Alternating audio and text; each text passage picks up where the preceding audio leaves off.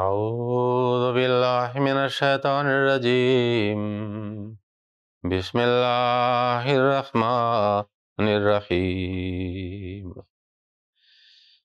الذين ينفقون أموالهم في سبيل الله ثم لا يتبعون ما أنفقوا منا ولا أذى لهم أجرهم عند ربهم ولا خوف عليهم ولا هم يحزنون قول معروف ومغفرة خير من صدقة يتبعها أذى والله غني حليم.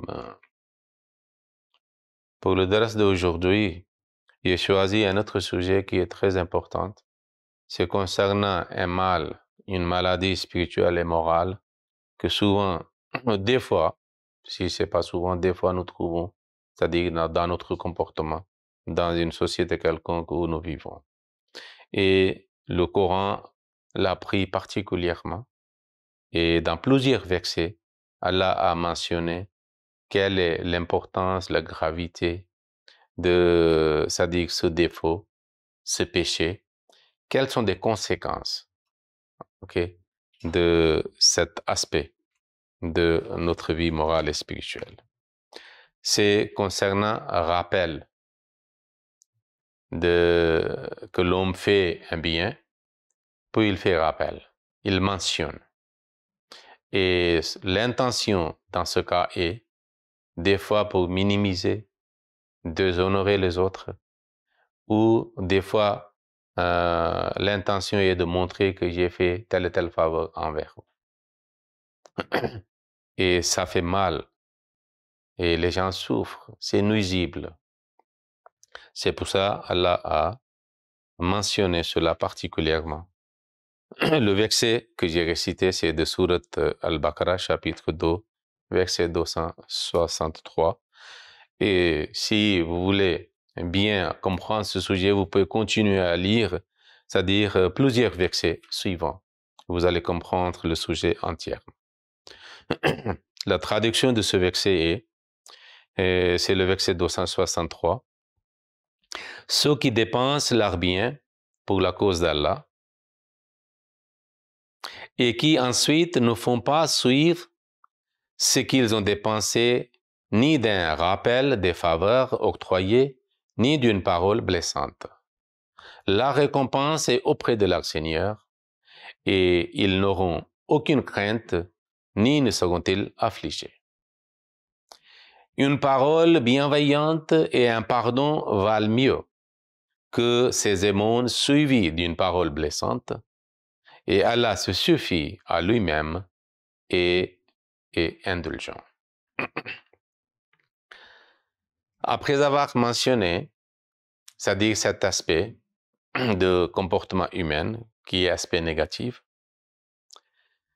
Dieu a mentionné que la tobtelu sadaqatekum, quand vous faites des sacrifices, soit pour la cause d'Allah, soit pour les êtres humains, soit pour les pauvres, les orphelins, ceux qui ont besoin, par exemple, il a dit que si vous parlez plus tard, vous faites un rappel de ce que vous avez fait pour faire une publicité d'une manière ou l'autre, ou pour indiquer les gens qui utilisent, c'est-à-dire ce sacrifice, cet argent, ou les moyens que vous avez octroyés à eux, pour dire que c'est moi qui vous a donné, alors Dieu dit que ainsi vous allez rendre votre acte de bien vain.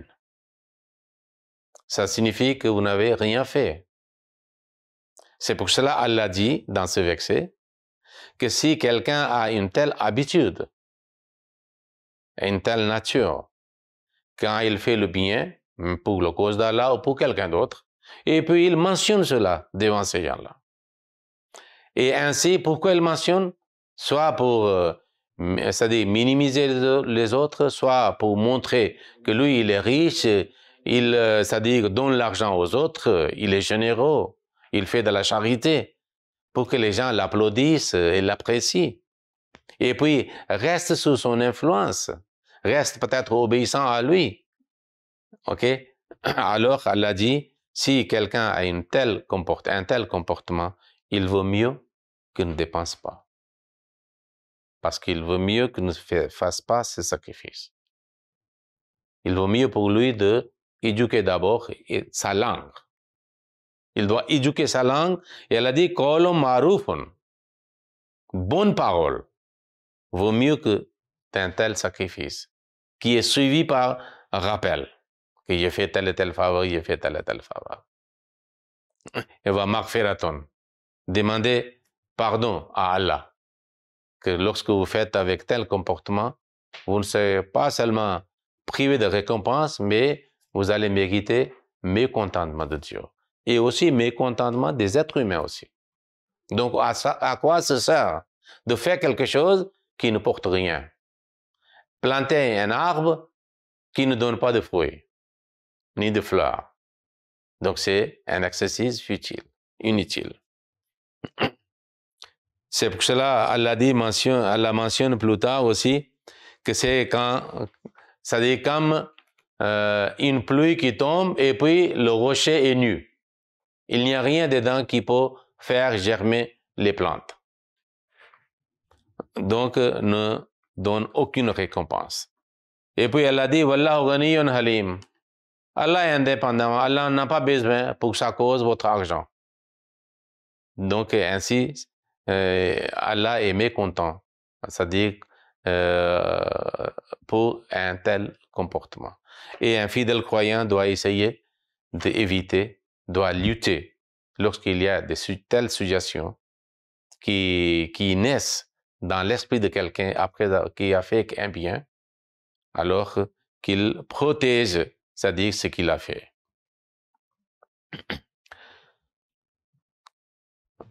Des fois, nous voyons que quand quelqu'un fait du bien, surtout en cas de l'argent, et il mentionne, il a envie d'avoir le faveur de la part de ceux à qui il a octroyé quelque chose. Par exemple, si quelqu'un est riche dans un village quelconque ou dans un quartier quelconque, il y a les autres jeunes ou les autres qui ont besoin, les orphelins, les veuves par exemple, il leur donne. Son intention est que lorsque je suis devant eux, il reste respectueux à moi, il me dit bonjour, il me respecte, il m'honore. Et puis, quand je leur dis quelque chose, alors il me rend service aussi. Il y a beaucoup d'autres intentions et le motif aussi, et lorsque quelqu'un fait avec telle intention.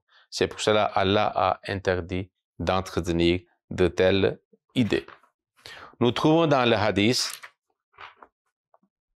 de Saint Prophète sallallahu alayhi wa sallam qui a traité ce sujet. An Abi Zarrin radiyallahu anhu, an al-Nabi sallallahu alayhi wa sallam, qala salasatun la yukallimuhumullahu yawm al-qiyamati wa la yanzuru ilayhim wa la yuzakkihim wa lahum adhabun alim. Hazrat Abu Dharr radiyallahu ta'ala anhu rapporte que le Saint Prophète sallallahu alayhi wa sallam a dit, salasatun, il y a trois sortes de gens, trois catégories de gens. La yukallimuhumullahu, Allah ne leur parlera pas, yawm al-qiyamati, le jour de Qiyamah, le jour de jugement. Wa la yanzuru ilayhim, et ne regardera pas ces gens-là. C'est-à-dire, il ne fera pas attention à ces gens-là, il ignorera complètement. Il n'aura aucune considération pour ces trois gens, trois sortes de gens. Wa la yuzakkihim, il ne purifie pas ces gens-là. Donc, si Allah refuse de regarder quelqu'un, de tourner son visage vers quelqu'un, refuse de purifier quelqu'un, qui peut être plus malheureux que celui-ci? Et puis, Allah parlera à tout le monde qui seront là-bas parmi les croyants, mais ces gens-là seront privés. Voilà hum adhabun alim, et ils auront le châtiment douloureux. Pourquoi le Saint Prophète sallallahu alayhi wa sallam a dit que châtiment douloureux? Parce que concernant le châtiment, il y a plusieurs mots qui sont utilisés. Grand châtiment, châtiment rigoureux. Ok, châtiment pénible, c'est-à-dire, mais ici il dit alim. Alim, ça veut dire pénible. Parce que ce qu'il va mentionner sont des comportements qui produisent la souffrance dans la société. Et les gens qui se comportent avec ces choses, les autres gens sont en difficulté, en souffrance. Par exemple, qu'est-ce qu'il dit? Qala fakaraha Rasulullah sallallahu alayhi wa sallam. Ce qu'il a dit, qu'il y a trois catégories de gens, les gens ne leur parleront pas, les gens ne regardera pas ces gens-là, il ne fera aucune attention avec ces gens-là, il ne purifie pas ces gens-là. Voilà, ils auront le châtiment douloureux, pénible. Il a dit, c'est-à-dire répété 3 fois. Cela montre qu'il voulait mettre accent sur là. Il y a quelque chose de grave, très important à ses yeux. Kala Abu Zar dit, quand le Saint Prophète a répété 3 fois, il a dit Khabu wa khasiru. Man hum ya Rasulullah sallallahu alayhi wa sallam. Alors ils sont ruinés, ils sont détruits, ils sont en perdition, ils ont perdu tout. Qui sont-ils, ces gens-là, ô messager d'Allah? Il a dit al-mubselo. Les Arabes avaient une habitude c'est-à-dire se laisser traîner leurs vêtements de partie bas du corps, qui était comme un symbole de leur orgueil et arrogance. Donc le Saint Prophète dit, première catégorie, c'est al-mubselo. Chez lui, pour montrer son orgueil, il laisse, c'est-à-dire se traîner, c'est-à-dire ses vêtements, ou ses boubous par exemple. Wal mannano est celui qui rappelle de ses faveurs, qu'il mentionne ses faveurs à qui il a fait. Wal munfeko silatahu bil halafil kazibe, et celui qui vend ses marchandises, ses articles, en jurant le faux serment. Parce que des fois, les commerçants ont envie que ces articles soient vendus, alors ils jurent au nom d'Allah, oh, il avait acheté à tel et tel prix, alors je vous donne avec un pot de profit. Malgré que le prix de l'achat n'était pas le même, il était moins que cela. Alors, avec le serment mensonger, c'est-à-dire mensonge, il vend ses marchandises, ses articles. Alors, ce sont les 3 personnes que le Saint Prophète sallam a mentionné comme le plus malheureux, qu'Allah ne parlera pas, Allah ne fera aucune attention et ils ne seront pas purifiés par Allah et ils auront le châtiment douloureux. Parce que, surtout, Mannan, c'est lui qui fait rappel de ses faveurs aux gens. Il mentionne de temps à autre qu'il avait fait tel et tel. Je vous avais invité au repas. Les gens disent oui, oui, oui. Donc, je vous ai aidé. Donc, les pauvres, qu'est-ce qu'ils veulent? Parce qu'ils ont besoin d'aide de quelqu'un. Mais lui, c'est lui qui prête, c'est lui qui aide, alors lui, il perd. Parce que Allah, c'est-à-dire ce qu'il fera est mentionné par le Saint Prophète sallallahu alayhi wa sallam. Puis le Saint Prophète sallallahu alayhi wa sallam a aussi mentionné surtout pour, c'est-à-dire les musulmans sont comme une société, il y a une fraternité religieuse et spirituelle. Alors, celui qui fait le rappel de ses faveurs aux gens, alors comme je vous ai mentionné qu'il le fait pour les minimiser, c'est comme une attaque, un assaut sur leur honneur dans la société. Alors, le Saint Prophète sallallahu alayhi wa sallam a dit, Al-Muslimu akhul muslimi, un musulman est le frère d'un autre musulman. La yazlimuhu, il ne fait pas mal à lui. Wala yakhzuluhu, il ne le déshonore pas.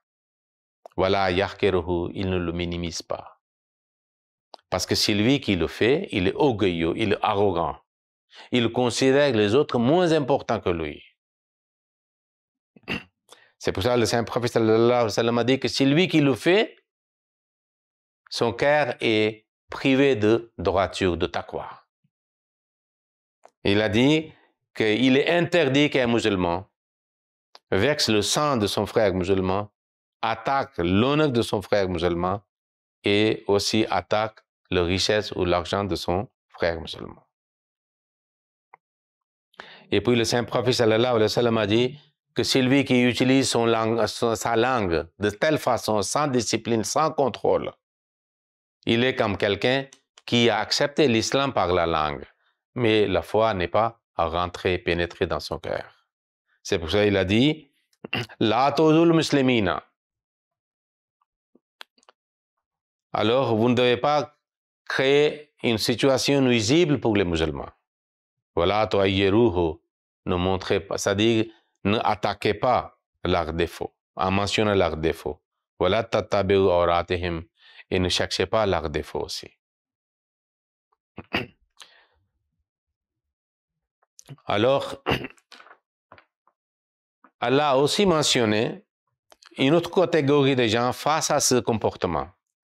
Qu'il y a des gens, lorsqu'ils font un bien envers autrui, ils n'ont aucune attention dans leur conscience, dans leur esprit, pour avoir une faveur en réponse de ces gens-là à qui ils ont fait quelque chose de bien. Leur intention est que Dieu soit content d'eux. Et c'est une bonne qualité de croyant qui est mentionnée.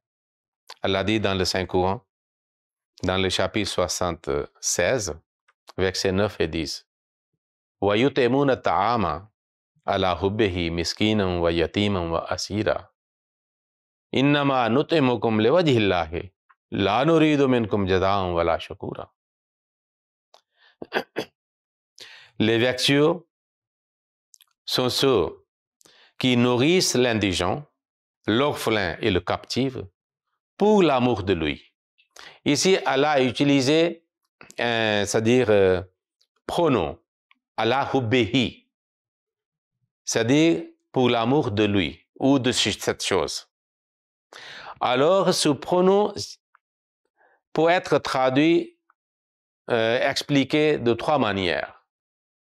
C'est-à-dire l'amour du bien, l'amour, malgré l'amour de cette nourriture, il aime eux-mêmes aussi, mais il donne aux autres. Et l'amour de Dieu aussi.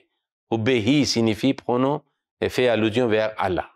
Et c'est la meilleure traduction. Ils nourrissent l'indigent, l'orphelin et le captif pour l'amour d'Allah. Pour l'amour de lui signifie Allah. Et qu'est-ce qu'ils disent? Innama nut'imukum liwajhillahi. Nous vous donnons à manger uniquement pour le plaisir d'Allah.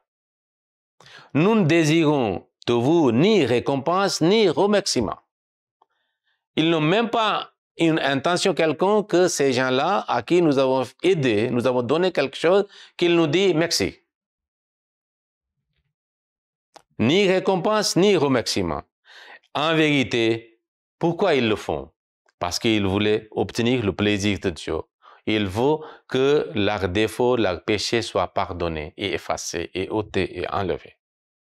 C'est pour ça qu'il dit, en vérité, nous redoutons de notre Seigneur un jour le refroidissement et de la calamité. Alors, Allah les protégera du mal de ce jour-là et leur accordera le splendeur et le contentement. Et il les récompensera pour leur fermeté par un jardin et de ses vêtements de soie. Donc, il y a une récompense de Dieu qui est mentionnée. Et l'autre côté, ceux qui font, c'est-à-dire un rappel de la faveur aux gens, nous avons déjà lu qu'est-ce que le saint prophète sallallahu alayhi wa sallam a mentionné. Il a mentionné 3 fois. Donc, au lieu d'être perdant, malgré que nous dépensons quelque chose, il n'y a pas de récompense de la part d'Allah, même si en apparence, les gens pensent que nous sommes en train de faire le bien.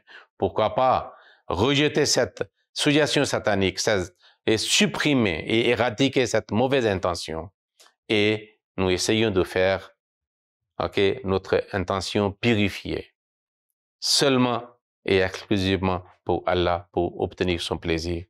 Ainsi, nos actes deviendront comme les fruits de de toutes les saisons. Que chaque fois quand nous faisons quelque chose, nous le ferons pour obtenir le plaisir d'Allah, et pour la cause d'Allah. Soit c'est-à-dire que nous faisons le bien envers nos frères, les êtres humains, soit nous faisons quelque chose de bien pour la cause d'Allah. Que ainsi soit-il. Nous sommes dans le mois de Ramadan. Pourquoi pas lutter si nous avons cette, c'est-à-dire aptitude, cette habitude, et nous purifions nos intentions seulement pour la cause d'Allah. Allahumma salli ala Muhammadin wa ala ali Muhammadin wa barik wa sallam innaka hamidun majid.